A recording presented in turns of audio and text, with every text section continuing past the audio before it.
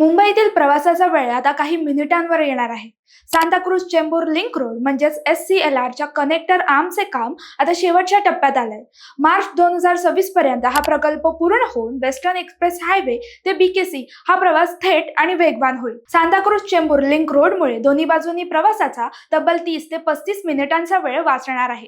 सध्या वाकोला पुलावरील स्लॅबचं काम आणि BKC ला जोडणाऱ्या शेवटच्या 54 मीटरच्या स्लॅबचं काम युद्धपातळीवर सुरू आहे.